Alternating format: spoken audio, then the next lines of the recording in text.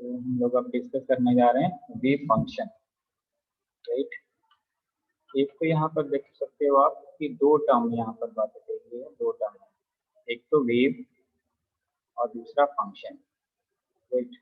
अब फिजिक्स में ये फंक्शन की बात करी जा रही है, दैट मीन्स ये मैथमेटिकल टर्म है, ये आप कह सकते हो।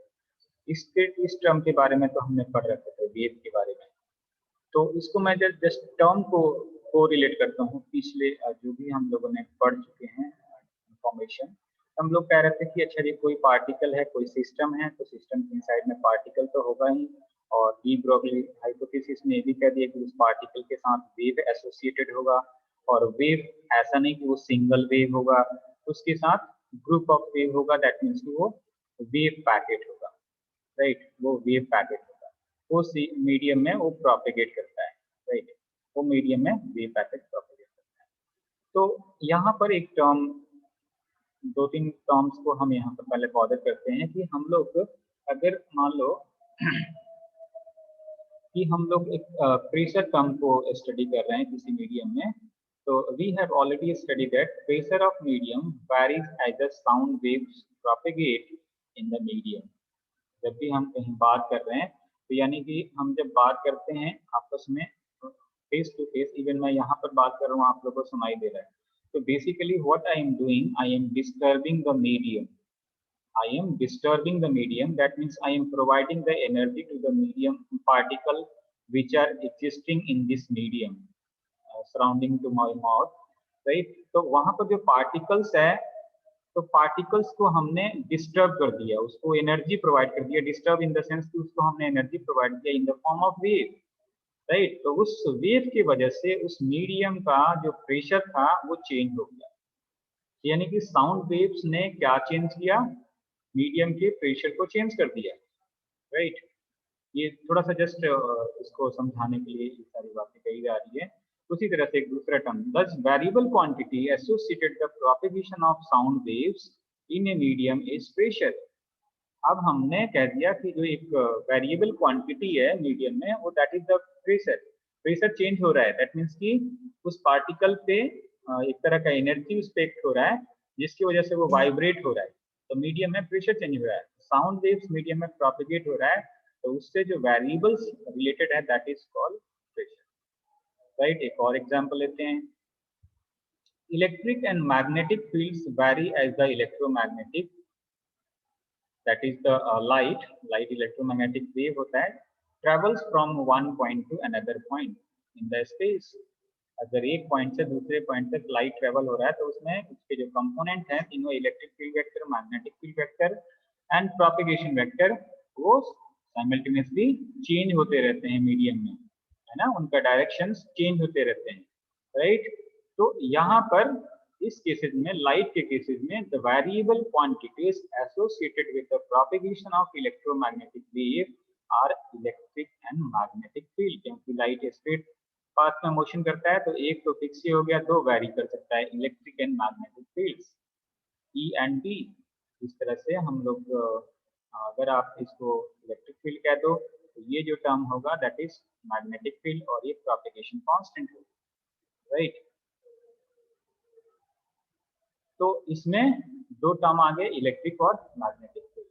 अब हमें बात करना है कि अभी तक जो हम लोगों ने जो बातें कह रहे हैं यहाँ पर वेव पैकेट के बारे में बातें कर रहे हैं, तो वेव पैकेट के साथ या फिर ये ग्रुप वेलोसिटी होगी, डी प्रोबेबिलिटी, क्या इसके साथ कोई ऐसा पैरामीटर है जिसके थ्रू हम कह सकें कि अच्छा जी इस वेव, कोई वेव पैकेट, कोई मटेरियल पार्टिकल मीडियम में प्रोपेगेट हो रहा है, तो उसके साथ वेव एसोसिएटेड है, उस वेव की कोई ऐसी कुछ स्पेसिफिक टर्म है जो कि वैरी करता है, या कोई ऐसा हम फिजिकल पैरामीटर है जिससे कि हम पता कर लें उसके सिंगल इंफॉर्मेशन से उस वेव की सारी इंफॉर्मेशन फाइंड आउट कर पाए। तो हाँ जी, ऐसा कोई फिजिकल टर्म है, and that physical term is called wave function.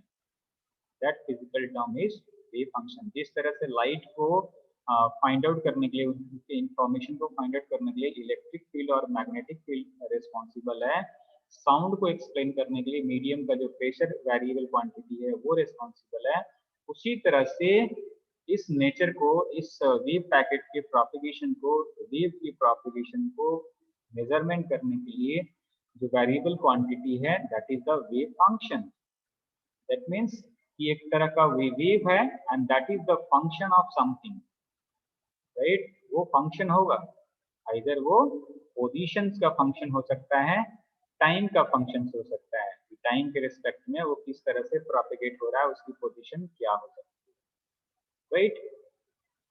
So now let us investigate the variable quantity associated with the propagation of matter wave. अभी तक हम लोग matter wave ही डिस्कस कर रहे थे, और you can say that de Broglie wave, right? What is de Broglie wave? As we know that de Broglie suggested that a three material particle associated with a wave, and that wave is called de Broglie wave, or you can say matter wave. Every material associated with a wave, and that is called matter wave, that is called de Broglie wave. So de Broglie wave को explain करने के लिए वो क्या variable quantity? So consider an electron revolving around the nucleus of an atom in circular orbit of fixed radius. Circular होगा तो radius fixed होगा ही. So as per de Broglie hypothesis, a de Broglie or matter wave is associated with this moving electron in circular orbit, right? एक निखिल ने question पूछे थे, तो देखो यहाँ पर वही बात कह दी गई कि उस इलेक्ट्रॉन के साथ वेव एसोसिएटेड है, जो वो इलेक्ट्रॉन उसमें मोशन कर रहा है, वो इलेक्ट्रॉन कहाँ पर हो सकता है, उसके साथ जो वेव पैकेट, दैट मीन्स उसके साथ जो वेव एसोसिएटेड है, उस वेव पैकेट के इनसाइड में वो इलेक्ट्रॉन प्रेजेंट है, right. So the matter wave associated with the moving electron in an orbit of fixed radius may be defined in terms of standing waves. Standing waves क्या होता है? एक particular region में जो wave propagate करते हैं, that is standing waves, having varying amplitude at different points in the region and zero amplitude outside this region. उस standing wave की जैसे कि मैंने इसको यहाँ फिक्स कर दिया कि इसी के बीच में ऑसिलेट करेगा, दैट मीन्स कि इसकी जो एम्पलीट्यूड है, इसकी पार्टिकल का पोजीशन जो है, ये पार्टिकल का पोजीशन है, राइट। एम्पलीट्यूड क्या है? पार्टिकल का पोजीशन को रिप्रेजेंट कर रहा है, right. The variable quantity that is the amplitude of wave that characterizing the de Broglie or matter wave associated with moving particle, we can say electron, that is known as wave function or wave amplitude, right? जो particle यहाँ पर मैं थोड़ा सा छोटा सा diagram बना के, ये न्यूक्लियस था, ये पॉजिटिव हो गया जी, और उसके सराउंडिंग में एक पार्टिकल यहाँ पर इस ऑर्बिट में पार्टिकल इलेक्ट्रॉन है, वो तो इस तरह से मोशन कर रहा है, तो डी ब्रॉगली के अनुसार हम कह सकते हैं कि इसमें इस स्टैंडिंग वेव इस तरह से इसमें मोशन कर रहा है, राइट, इसके स्टैंडिंग वेव में, राइट। तो इसकी जो एम्पलीट्यूड है, इसके एम्पलीट्यूड को क्या कह रहे हैं हम? Amplitude of this wave is termed as wave function, और you can say that wave amplitude. जो इलेक्ट्रॉन के साथ, देखो मैटर हमने बोल दिया है, तो मैटर के इनसाइड में एटम होता है, ये मैटर कोई भी हो गया, इमेजिन कर लो everything is matter, and matter is made up of atoms, molecules और आयंस। तो यहाँ पर एटम्स की बात कर लिए, एटम्स के इनसाइड में क्या है? न्यूक्लियस है, न्यूक्लियस के बाहर क्या है? सर्कुलर ऑर्बिट्स है, जिसमें कि इलेक्ट्रॉन्स मोशन करते हैं सर्कुलर ऑर्बिट्स में, right. So the wave function is a complex quantity and cannot be measured directly by any physical means. Wave function is denoted by psi. ये बहुत ही important symbol है, इसको आप नोट कर लीजिएगा, that is called psi. इसको आप